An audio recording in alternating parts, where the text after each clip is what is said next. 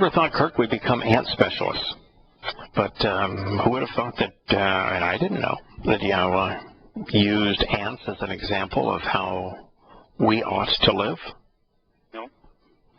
But he does, and what's interesting is that the specific characteristics, there's two characteristics of ants, and I think by implication a third, that he thinks are important.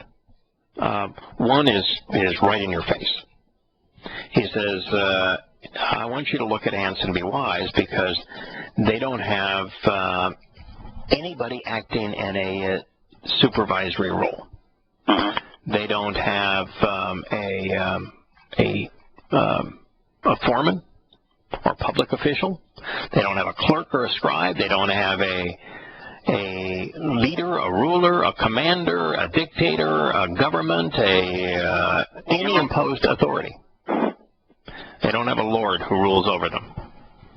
So he's got three words there that says they don't got any of that, and if you were to observe that, you'd be a lot wiser, a lot better off for it. Wow.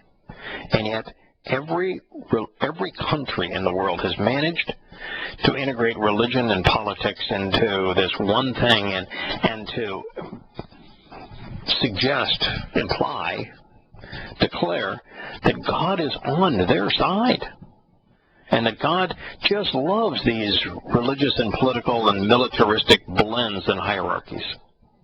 And God says, you want to be wise, look at the ant, doesn't got any of that. The second thing he's doing is saying that people, you are apathetic. You're just lazy. So look at the ant. They're not lazy. You know, if you want to get to know me, you want to benefit, you want to grow, you've got to engage. Get off of your behind and act. That really speaks to Christianity, too. I mean, none of those Christianity have a hierarchical structure, which God detests.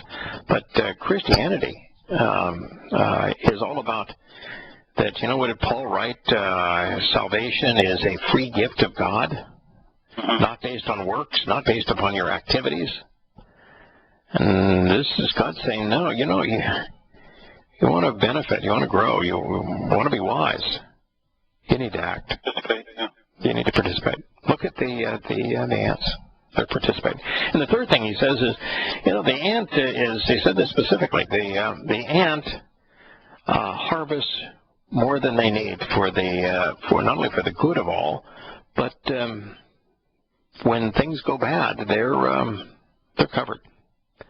And we live in a society that wants you to spend everything that you have and doesn't want you to save.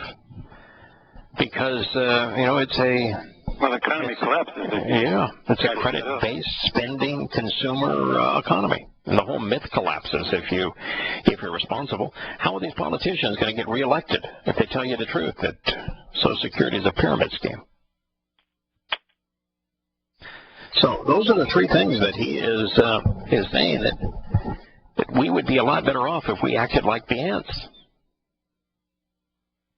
You know, I had a question. I don't want to go too far left or anything or right or away from the subject, but I was curious as I was thinking about some things this morning, and when I first read Yahowah and started studying the Torah like we're doing now, I already knew about 12 pretty important things that you speak to early in Yahowah, and so it was easy for me to grab hold to it.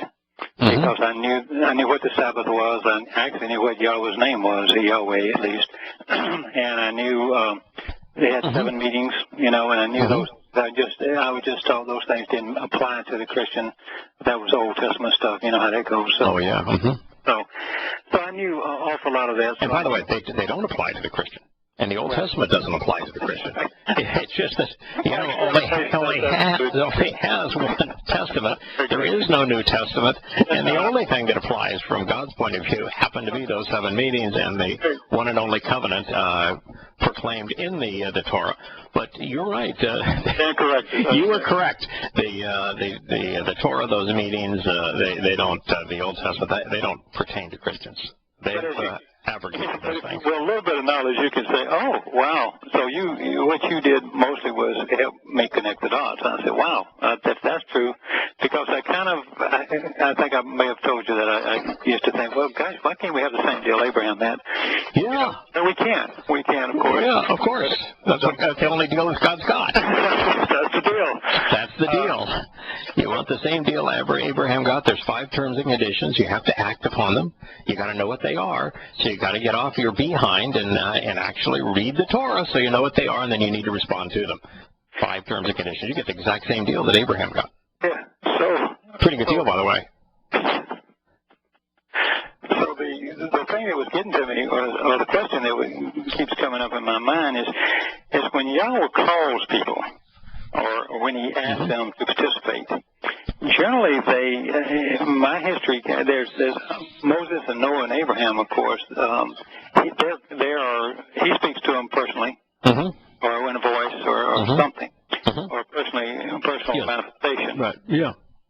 People like Yahowah, though he didn't, he actually got it out of the Torah, and then later Yahowah participates with him. I mean, he was there all the time, but I mean, right. he didn't say go out from the desert and pray for the rain to stop or whatever. So is he waiting for? Because I have one follow-up question. Is he waiting for somebody to come out of the trenches, or does he intervene and go call somebody? I think a little bit of both. I think that he is, in the vast preponderance of cases, I think he is like what happened with Abraham, like what happened to Noah, like what happened to Moshe. I think that's the preponderance of the cases where. Yahowah recognized, because he's not constrained by time, that these individuals would elect to engage with him in a very positive way. And so Yahowah initiated the process by reaching out to them. And he may have, we're not told, did Yahowah meet with Abraham mano a mano as an individual? And did he have a physical manifestation in Ur? I don't think so. No, well, we don't know in Ur. Yeah, and I don't think so. Later, but not in Ur. Yeah, later, but not in Ur. I don't think so. I don't think that Yahowah would have engaged him and shown his presence in a place that is evil, that he calls it Babel, evil. That's why Yahowah didn't meet with Daniel. When Daniel was in Babylon, he sent his spiritual messengers, Gabriel. I'm sorry. It's Gabriel. So, and with the Moshe, the first time that they are meeting, Yahowah is sending a diminished manifestation of his nature, a light, and he's speaking out of that light to Moshe, but he reaches out to Moshe. He takes the initiative. So I think that's the norm, actually. I think that most of us would have a real tough time finding him if we were left to our own initiative, because mankind has done such a terrific job of corrupting and hiding Yahowah's testimony, besmirching Yahowah's testimony, demeaning his testimony, abrogating his testimony. So I think in most cases, Yahowah knows who's going to respond in advance, and he facilitates the relationship. Since he is infinite in time, he certainly has that prerogative. And I just don't think he does it very often, because he realizes the vast preponderance of people aren't going to respond favorably. If God himself were to walk into the Vatican, he'd be rejected by everyone there. If he were to walk into Washington, they're not going to ask him to make a joint speech to Congress. So it's he reaches out to those that he wants to spend eternity with. And is it God's prerogative to say, I like spending time with rascals, with with real personalities, with people who like what I like, who are engaged, who are fun to be around? Well, I think so. It's his eternity too. Well, see, what led to this line of thinking was there was a generation prior to us that I would have thought would have been extremely logical, could have put things together better than this generation has been dumbing down. But there was somebody who jumped up and said, "Hey, this stuff is wrong." All right. You see, I would have thought they would have been readily receptive to Shattering Myths programs, but possibly not. Obviously not. Obviously not. Obviously not. What a shame, because I get kind of discouraged because you've been doing this show for a long time. Yes. And these books have been out for a long time. I don't know anybody in the family that hasn't shared this with numerous people.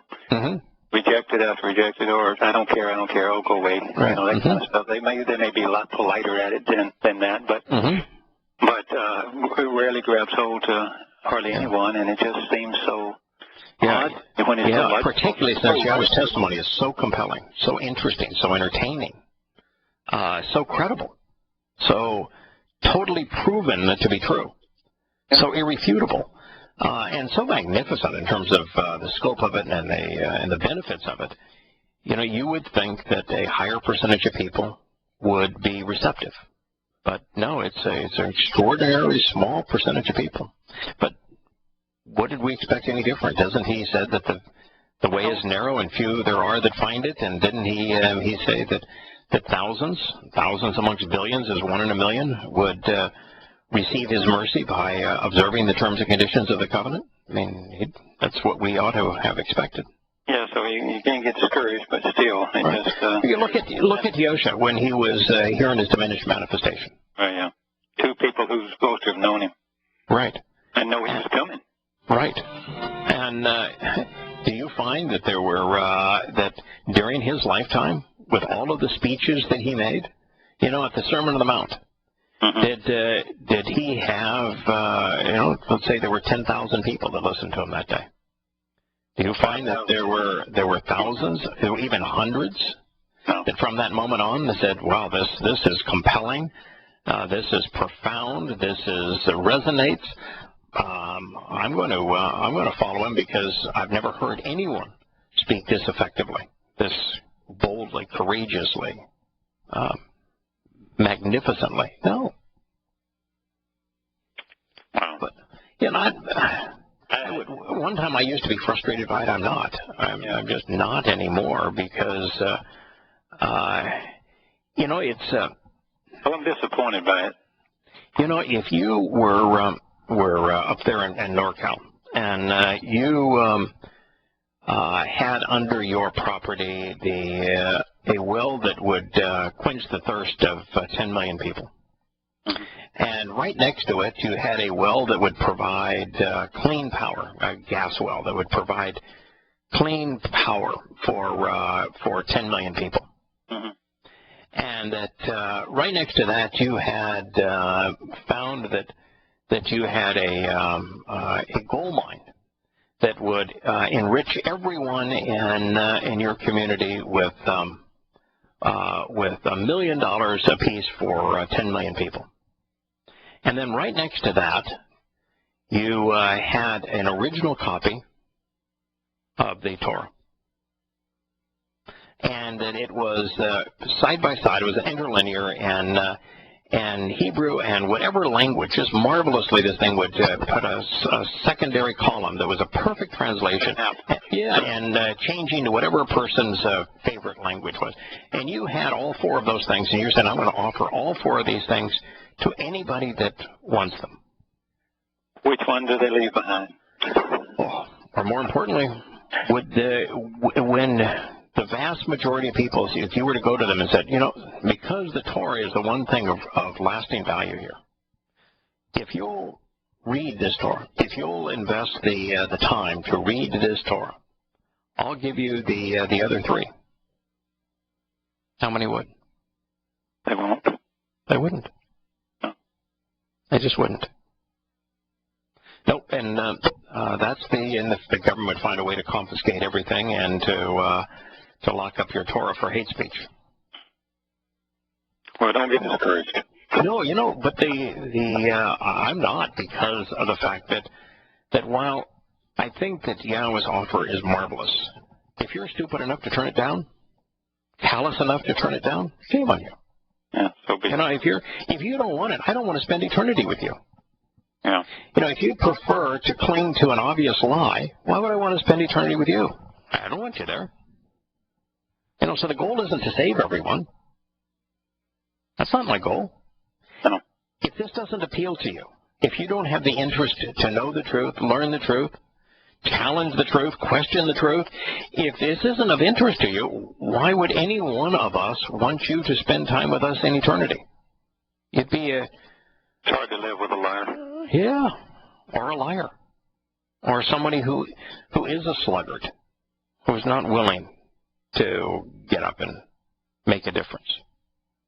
But this is what this says, for how long and to what extent? Oh, an active and apathetic, lethargic one, will you just lie there and remain inactive? When and what will it take for you to arise and take a stand from your altered state of awareness? That's the whole purpose of political correctness, to indoctrinate. We're in an altered state of awareness. Very few people are willing to actively engage their brains, to open their eyes, to open their minds, to focus on the evidence, to make a rational conclusion. Can you read the opening lines in the Torah? And you find an absolute perfect rendition of how the universe was created and the order it was created and when life was conceived, where it was conceived, when it was conceived, and how it was conceived. And then you recognize that we have absolute proof that from the perspective of the Creator, it took 6 24-hour days, which is 14 to 15 billion years looking back from our perspective. And you just go, yeah, well, so what? Then you're just way too apathetic. That would be like, so we're out in the spending eternity with Yahowah, and we have the opportunity to look at how he conceives life and creates an environment where life can thrive. And you've got Twiddledee and Twiddledum sitting in the back and say, can we do something else? This is really boring. I don't want them there. So that doesn't bother me that what they have doesn't appeal to what God's offering doesn't appeal to them. But I also look at it, Kirk, from another perspective that having offered everything that is of value and having it offered and having made the sacrifice himself to enable it.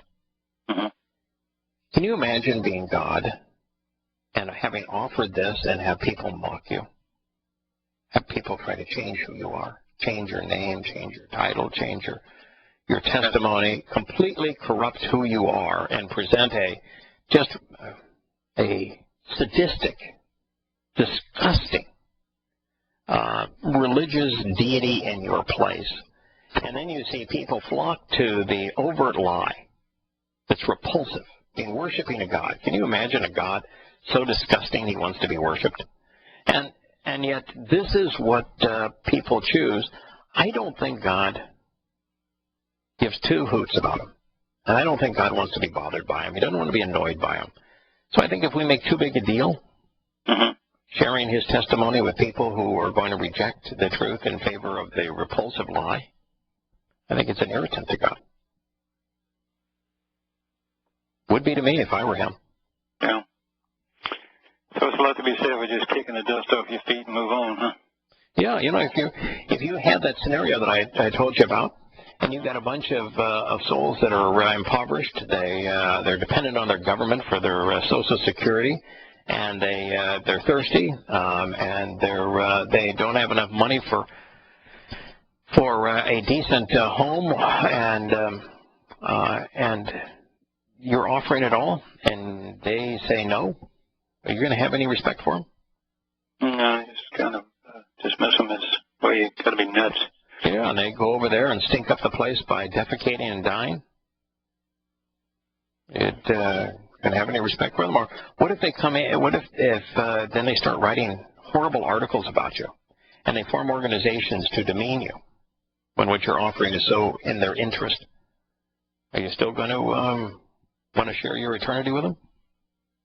Are you going to take another approach and say, okay, obviously we got off on the wrong foot, and what I was offering you didn't appeal to you, so let me come up with a different plan, and I'm going to accommodate your revolting characterizations of me. In fact, since you rejected everything that I offered you, why don't I just accept your plan? Oh, disgusting ones that besmirched my name and credibility. No, I don't see where God has any interest in them. So we shouldn't be bothered by them. I'm not. No. He says, here, a little activity, a little laziness, a limited amount of folding one's hands together in a lethargic manner to rest. And you do that, and he will come, walking and behaving like a leader or a guide, taking control. And you're going to like what's needed. And you're going to have a scarcity of something absolutely vital. You were offered the Torah. You had the chance to get off your behind and read it, but you didn't. And so now someone's going to come, and they're going to take control. Paul calling himself to be the apostle for the non-Jewish world. And you're not going to have what you need to refute him. And God's telling you right there. And he says, a wicked and worthless person, an unjust, false, evil, and vain individual, goes about with perverse and corrupt speech. So this individual that God is speaking of here, this person that is going to prevail, acting like they're a guide, well, the reason that they're ill-prepared and ill-equipped is they don't know how to refute the lies.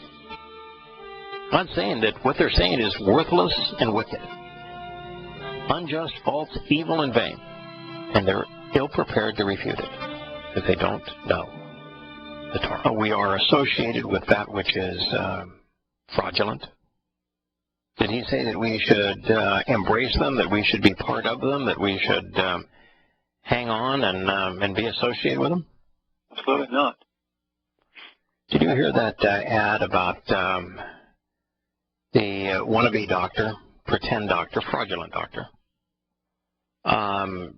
reaching out to America's military personnel and telling them that they can save America by joining his pyramid scheme, and that this thing will not only save America, but you can be part of it by contacting the GCN team. I don't want to be part of that. I don't want to be associated with it. If they're going to pay for this network by promoting lies, then I just don't want to be part of it. So I'm telling you that I think we've spoken of this before. I'm in the waning days of my GCN association. I don't want to be associated with that. I don't make a dime on it, but here I'm providing an audience for and material for a network that is promoting that pyramid scheme. Mm-hmm. Deeply troubling to me, and I just I'm just not going to do it that much longer. Yeah. And I'm only doing it now, really, because I'm in the process of phasing out. So we're in the last probably month of me being part of this program, being part of GCN, and we'll figure a different way to go from that point on. But anyway, this reads, a wicked and worthless person, an unjust, false, evil, and vain individual. They go about with perverse and corrupt speech. And that's the nature of all religious deceptions. But But you can also, the more I think about it, the more I look at this thing, this is not it's done in the connotation of a group of people who could find the correct view. So that can't be really anybody but Paul. I mean, maybe you could build a case for a keeper. Right. But it's not like Mao or somebody where the Chinese guy could say, well, he's lying and I can prove it. They can't prove it. Right. You know, you are correct here, because this is written to my son. Yeah. My son. So it is to them, yeah. So it's to the children of Israel. So he's saying that somebody's going to walk into your home that's a disgusting, deceitful liar, and that you're going to be ill-prepared to respond. So could it be Akiba that did this? Yeah. Can't be Maimonides, because he did it in Spain and then in Egypt a century later. Not a century, 11 centuries later. But absolutely, the man who is most known to have been associated with that which is wicked and worthless, who was demon-possessed, with an individual who satanic, that was the prince of lies, of evil, and falsehood and vanity, and that collectively the one whose testimony was perverse and corrupt. It's Paul. It has to be him. Yeah, it has to be him. And it really can't even be the Torahless one known to Christians as the Antichrist, because Yahweh was speaking to his children. Yeah. And Yahweh has really two families. It's ultimately going to be one family, but right now it's two families. He has his covenant family, which is the most important family, and he has the children of Israel, which will become his covenant family. He will reconcile his relationship with Israel so that Israel and the covenant are one. That's why in Yirmiyahu, when he talks about the reaffirmation of the covenant, he's speaking to Israel and to Yahowah and saying that I'm going to reaffirm my covenant. So right now there are two families, the children of Israel. That's who he's speaking to. And then there's his covenant children. Eventually they become one. At one time they were one. With Jacob they were one. They'll become one again. But right now there are two. And that being the case, Kirk, he can't be talking about the Torahless one. No. Torahless one's not Jewish. No. That's right. That's right. Yeah. So it's you're probably, and you can't be talking about Hadrian. No. Not Jewish. So only two people in human history that fit this bogus bill. It's Paul.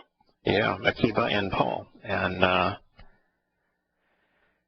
both, if you're just looking at the effect on Israelites, Akiba wasn't quite as bad as Paul. But this is Paul. And this is a single male individual, so you don't get both. A sinister winking of his eyes, a subtle shuffling of his feet, while casting aspersions with his fingers. It's interesting that this part now eliminates the Akiba. Why does it eliminate Akiba? It's interesting with Akiba. Akiba was really straightforward. Yeah, he just had a new deal. Yeah, Akiba's thing was, listen, we all know that Yahweh is about free will. In free will, there are votes. And so if we rabbis have 10 rabbis and we all think one way and Yahweh thinks the other, then, by popular vote, we prevail. And how rotten democracy can be. Yeah, so and he was just right there in your face. Yeah. He didn't cast aspersions on Yahweh. In fact, the Talmud is arguments regarding and on the Torah. Yeah. And so he's not casting aspersions on Yahweh. Paul did. That's true.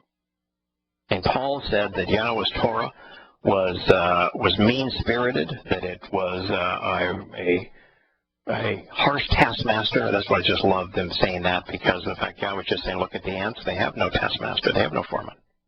And Paul accused the Torah of being the foreman over the people.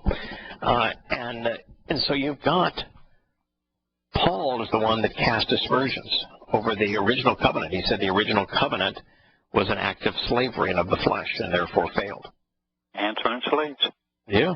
So he's the one that casts aspersions against God. Now you're a single person with confusing and false perceptions which invert reality in his heart. He devises and inscribes antagonistic schemes without consideration of their consequence, which are evil and adversarial in everything, continuously creating controversies and strife, as one who claims to be sent out as a messenger to do away with something important. Boy, that's him. Akiva never said, I'm going to get rid of the Torah. Yeah, Kirk, for Yahowah to provide a proverb speaking of a single individual who's going to come into the house of Yisrael and catch the person who has been lazy because they haven't studied the Torah off guard, who is going to use these tactics with their speech and is going to speak lies and inscribe lies, who's going to claim to be an apostle. And right there, who's going to create a controversy and divide and to shatter the relationship. If I were to give you 10 years and every historical record ever written by man, you wouldn't find another candidate other than Paul. No. This is the life of Paul. I mean, God is providing us with yet another warning against Paul. The man with confusing and false perceptions. Boy, that is Paul. I mean, that's the reason why Pauline Christianity is so seductive. He uses false perceptions to invert reality. You know, his spirit in the flesh argument, that the Torah can't save because it is by faith that one lives. I mean, but didn't you, when you heard that when you were a Christian, didn't that bother you? That I used to say, well, how does David, I would call him then, Dode, or Abraham, how did they get to heaven? When I was religious, I was religious. Mm-hmm. Oh, you and just so, and so I towed and promoted the line until one day I began to say, wait a minute, I don't get this Sunday thing. I don't get this this Christmas thing. I don't get this Easter thing. I don't get this Trinity thing. I don't, and I'm doing these public prayers, and I know I'm doing it as a hypocrite to be heard. It's got to be in a closet. Man, there's just too many problems with my religion, and I went to become an agnostic because there's just way too many problems. But you know, when I was teaching evangelism, man, I just spewed it all out. I felt uneasy inside, but I can't take credit for being rational. I mean, your points are, how could you read this and not respond? I just wasn't rational. I mean, how could you read, my God, why have you forsaken me, on the upright pole and thinks that man killed God? When he's speaking to God, my God, why have you forsaken me? Why have you separated yourself from me? How could you read the accounts of Bekurim and no one recognized him and think that there was a physical bodily resurrection? Now, how can you read the Sermon on the Mount where it says, do not think that I've come to annul the Torah and prophets? You know, there isn't a single stroke of a single letter that's going to be annulled so long as the heavens and earth exist. And how can you read that and not have it shatter your religion? It's because religion is impervious to evidence and reason, even when the evidence comes from God, even when the reasons come from God. So no, I wasn't. Yeah, but you didn't have it laid out like you've been able to lay it out here. So no, that's true. You know, if I had heard this, I would have jumped to me. Well, I kind of did. Yeah, and I can tell you that when I read the Christian apologists, you know, Josh McDowell, Evidence That Demands a Verdict, I was really troubled by his arguments. When I read the books on church growth and how to build your faith and all that kind of, I was really troubled by them. And none of it resonated with me as being logical, being rational. But, you know, I was born in it. I was reinforced in it. I was swallowed up in it, and I went along with it. Hard to get away from it in this country. Yes. If somebody had come to me and say, it's all wrong, so just a crock, and I can prove it. Read this and you'll know that it's false. Yeah, I would have read it, and I would have gone with the words led.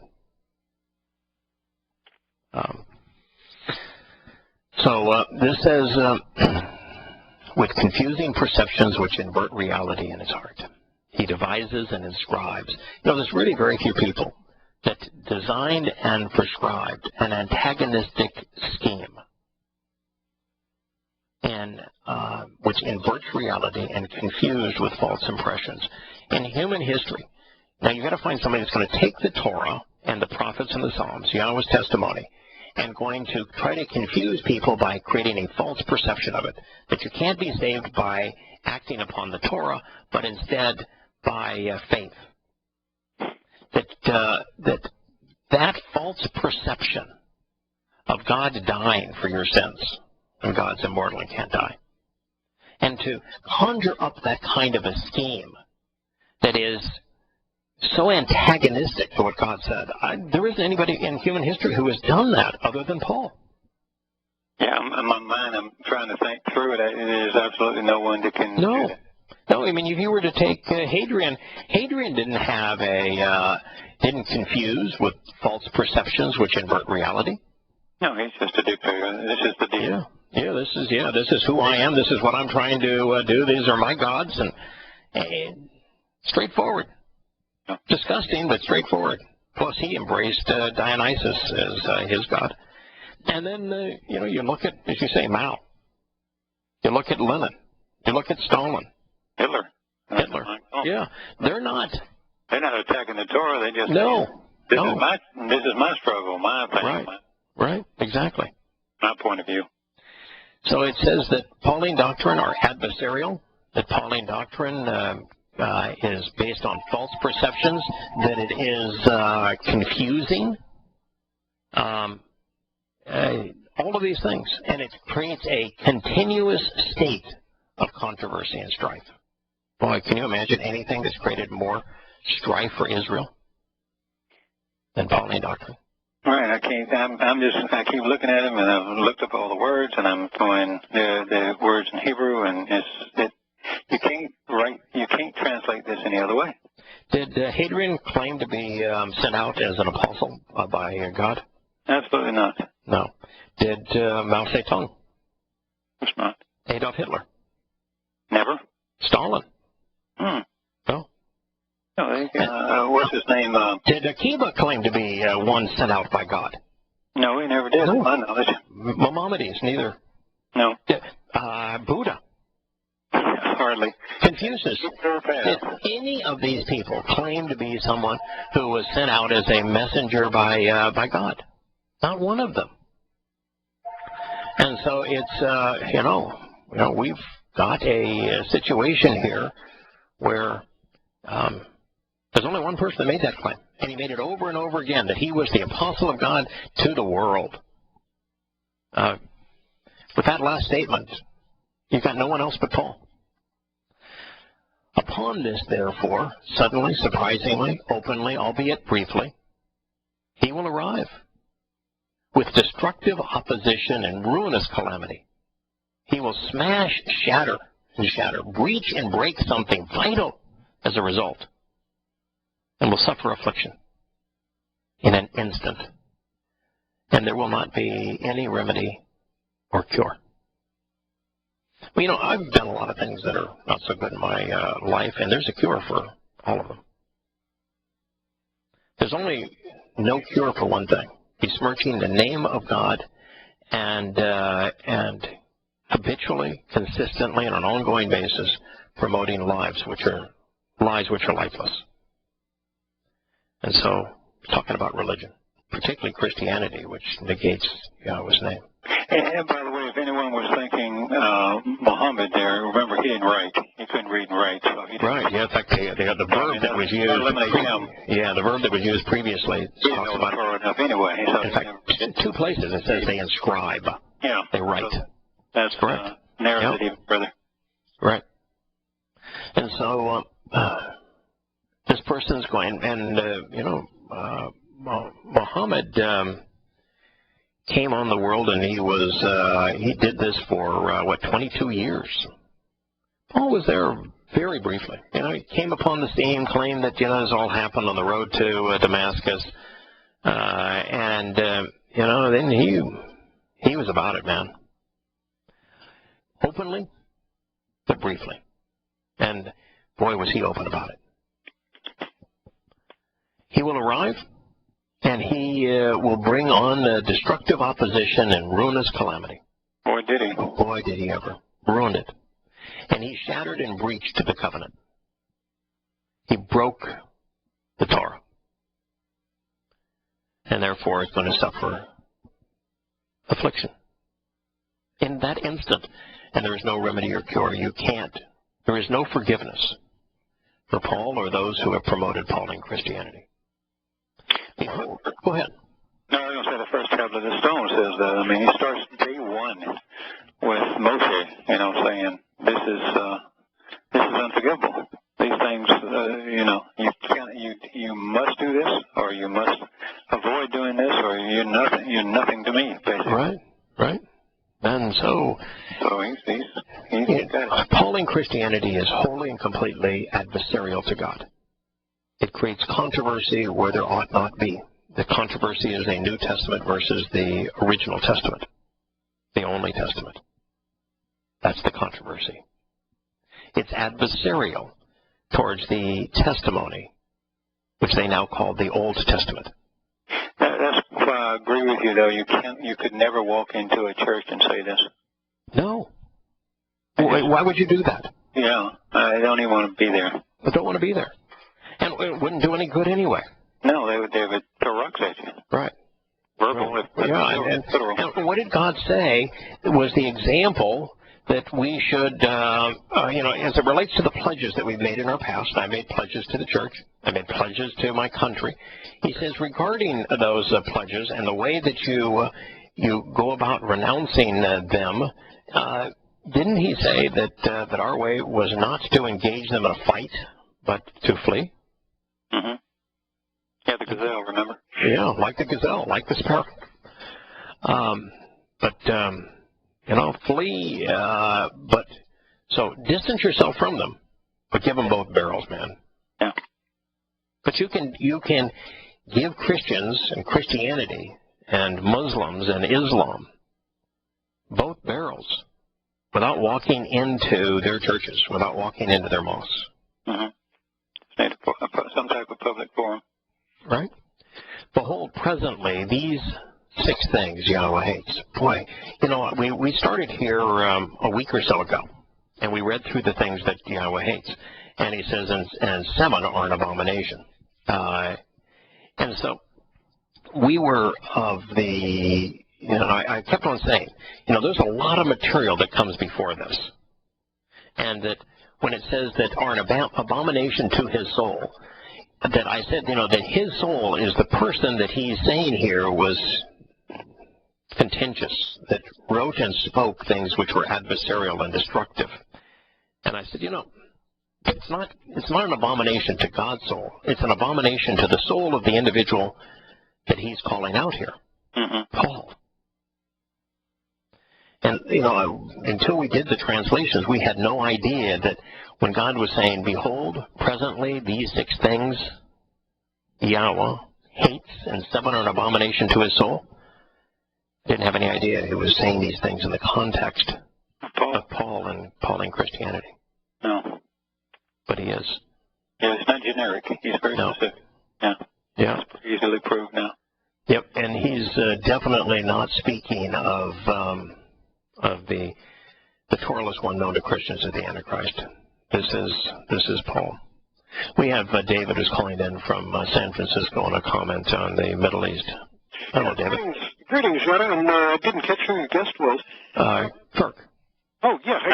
I just wanted to raise the merchants in the temple angle of this. As I understand it, they're starting to frack now in the Middle East. And since each one of the different nations has different mineral rights laws, they're basically playing the religions against each other in order to steal the minerals.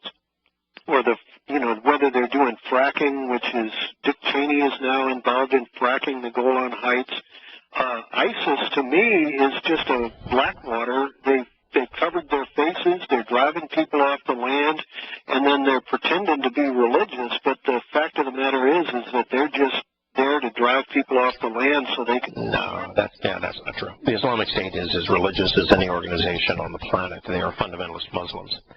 And that as it relates to oil reserves and minerals in the Islamic world, every Islamic country is a private estate. There are fiefdoms. And so they're fighting with each other, not fighting amongst religions. The only religion there is Islam, because there's a rift between Sunni and Shia Islam, between Iran, for example, and Saudi Arabia. But they're not claiming each other's minerals or oil. The strife as it relates to making claims for oil and mineral rights in the Islamic world is strictly one lord over a fiefdom versus another fiefdom nearby. That's just the nature of the beast. We'll be back tomorrow.